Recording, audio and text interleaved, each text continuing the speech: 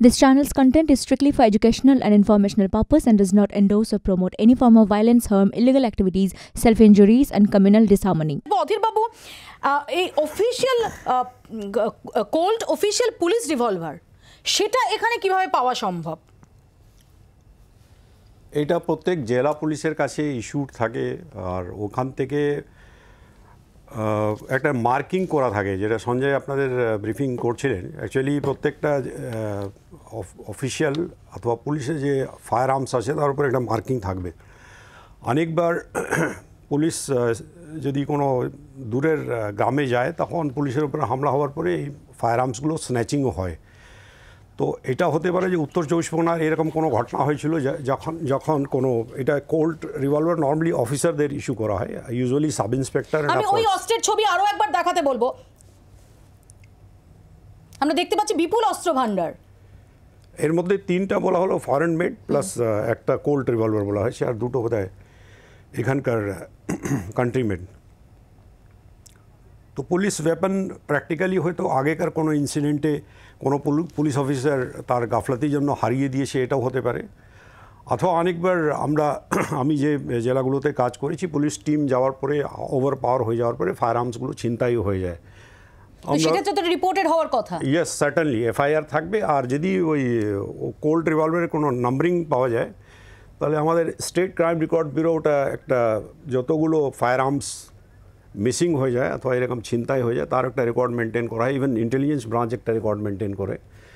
তো এইগুলো CBI share করলে আমি আশা করি যে স্টেট পুলিশ এগুলো মানে বলে দিতে পারবে যে এটা সত্যিকারই স্টেট পুলিশেরই কোনো ওয়েপন না, অন্য কোথাও থেকে এটা এই কোল্ড ওয়েপন অন্য কোনো সোর্স থেকে এখানে এনে রেখেছিল।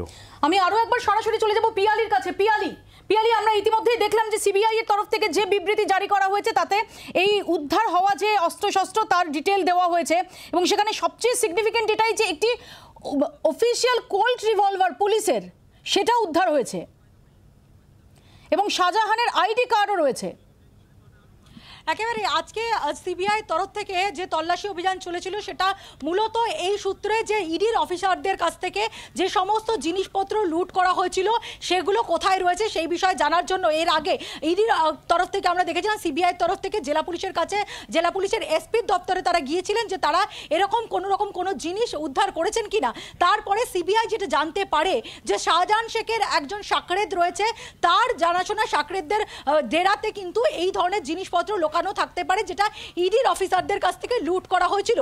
সেই সূত্র ধরে যখন তারা তল্লাশি অভিযান চালাতে আসে এবং সেখানেই কিন্তু তাদের চোখ কার্যত কপালে ওঠে। তার কারণ তারা যেটা দেখেন যে এখান থেকে বেশ কিছু গুরুত্বপূর্ণ নথি তো তারা পেয়েছেন, শাহজাহান শেখের ডকুমেন্টস পাওয়া গেছে, তার আইডি প্রুফ পাওয়া যাচ্ছে এবং তার সঙ্গে সঙ্গে বিপুল পরিমাণে আগ্নেয়াস্ত্র পাওয়া যাচ্ছে। তার মধ্যে ফরেন মেড আগ্নেয়াস্ত্র রয়েছে, 3টে ফরেন মেড পিস্তল রয়েছে এবং এমন একটি আগ্নেয়াস্ত্র রয়েছে যেটা সাধারণত পুলিশ ব্যবহার করে। এই জায়গা থেকে গোটা বিষয়টা আরো একটা জায়গায় নতুন একটা ডাইমেনশন নিচ্ছে। প্রথমত সন্দেশখালী ঘটনাতে এর আগে মারধরের ঘটনা, খুনের চেষ্টার মতন মামলা হয়েছিল, আমরা দেখেছিলাম। সেখানে সন্দেশখালীর জনরোষের পরে ধর্ষণের মতন অভিযোগ এসেছিল, জমি দখলের মতন সামনে এসেছিল। কিন্তু সন্দেশখালীর এই ঘটনাতে আরো একটা ডাইমেনশন যোগ হলো, যেখানে অস্ত্র পাচারের মতন তথ্য সামনে এলো, যেখানে অস্ত্র বিপুল পরিমাণে লোকানো ছিল বলে জানা যাচ্ছে এবং কোনোভাবে অস্ত্র কারবারের সঙ্গে শাহজাহান শেখ জড়িত কিনা সেই বিষয়টা সামনে হচ্ছে। সেই প্রশ্নটা আমি আসবো তোমার কাছে এবং যেটা সিবিআইও জানিয়েছে যে এনএসজির কমান্ডোরা তারা এই যে বিস্ফোরক সেটা নিষ্ক্রিয় করার কাজ চালাচ্ছেন, যেটা তুমিও আমাদের জানালেন যে আমরা সেদিকে নজর রাখবো। আমি রণয়ের কাছে খুব সংক্ষেপে একটু জানার চেষ্টা করবো। রণয়, এই যে আবু তালেব খান তার সম্পর্কে কি জানা যাচ্ছে?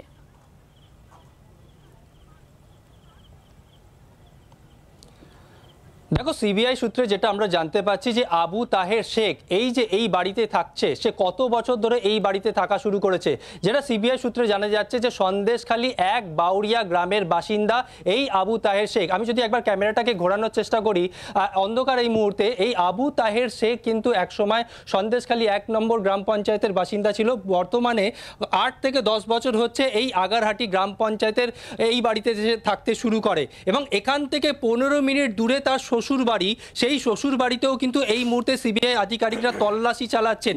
শুধু যে এই বাড়ি থেকে যে পরিমাণ বিপুল অস্ত্র উদ্ধার হয়েছে এবং আশপাশে আরও যে সমস্ত জায়গা রয়েছে সেই সমস্ত জায়গাতেও তল্লাশি চালানো হচ্ছে।